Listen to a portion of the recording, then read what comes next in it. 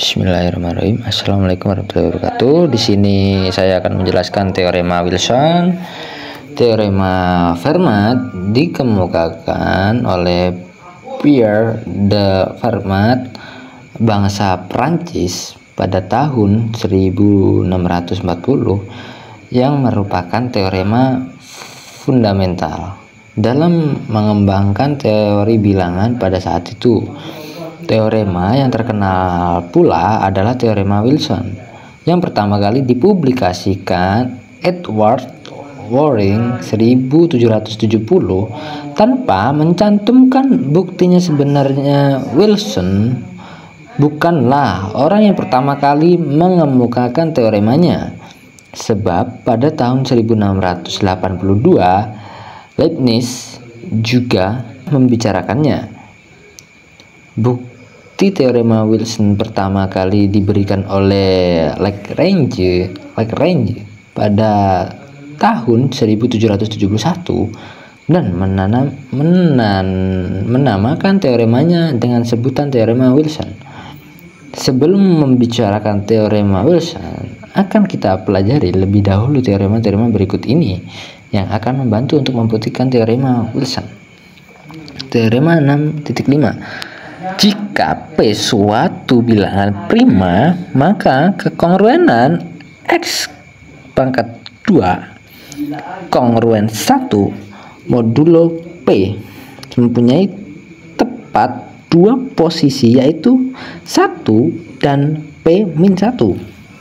Bukti. Misalkan R adalah suatu solusi dari perkongruenan X pangkat 2 kongruen 1 modulo P, maka R pangkat 2 min 1 kongruen 0 modulo P R plus 1 R min 1 kongruen 0 modulo P. Perkongruenan terakhir ini berarti P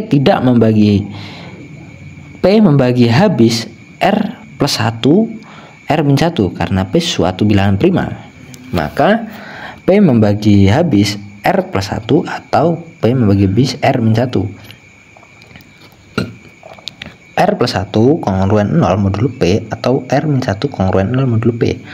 R kongruen min 1 modulo P atau R kongruen 1 modulo P. R kongruen P min 1 modulo P atau R kongruen 1 modulo P. Karena R suatu solusi dari perkongruenan X pangkat 2 kongruen 1 modulo P, maka R adalah residu terkecil modulo P. Jadi 1 dan P-1 adalah solusi dari X pangkat 2 kongruen 1 modulo P. Bukti lain yang lebih mudah apabila P-1 dan 1 masing-masing disubstitusi pada X dalam kongruen X pangkat 2 kongruen 1 modulo P. Coba lakukanlah. Selesaikan perkongruenan berikut ini. Yang pertama, X pangkat 2 kongruen 1 modulo 7, dan yang kedua X pangkat 2 kongruen 24 modulo 23. Perhatikan himpunan residu-residu terkecil modulo 7 selain 0, yaitu T sama dengan 1, 2, 3, 4, 5, dan 6. Kita akan memperoleh solusi-solusi dari perkongruenan linier berikut ini, yaitu solusi dari X kongruen 1 modulo 7 adalah 1. Solusi dari 2X kongruen 1 modulo 7 adalah 4. Solusi dari 3 kongruen 1 modulo 7 adalah 5. Dan solusi dari 4X kongruen 1 modulo 7 adalah 2. Dan solusi dari 5X kongruen 1 modulo 7 adalah 3. Dan solusi dari 6X kongruen 1 modulo 7 adalah 6.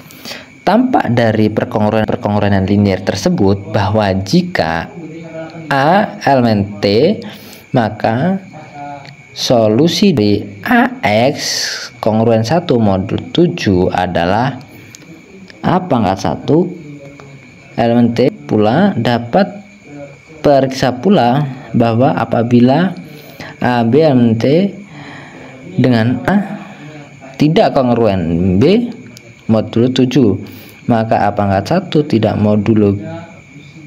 kongruen B pangkat 1 modulo 7 dengan A pangkat 1 B pangkat 1 MT yang merupakan solusi berturut-turut dari AX kongruen 1 modulo 7 dan BX kongruen 1 modulo 7.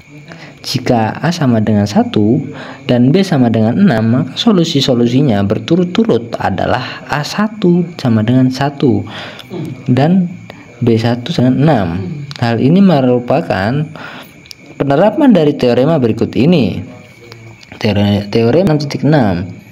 Misalkan P suatu bilangan prima selain 2 dan A pangkat 1 adalah solusi dari AX kongruen 1 modulo P dengan A1 3 sampai dengan P-1, yaitu A kali A pangkat 1 kongruen 1 modulo P dengan A pangkat 1 lebih dari 0 dan A pangkat 1 itu kurang dari P. Maka yang pertama, jika A tidak kongruen B modulo P, maka A pangkat 1 tidak kongruen B pangkat 1 modulo P. Yang kedua, jika A sama dengan 1 atau A sama dengan P-1, maka A pangkat 1 kongruen A modulo P. Baik, terima kasih. Assalamualaikum warahmatullahi wabarakatuh.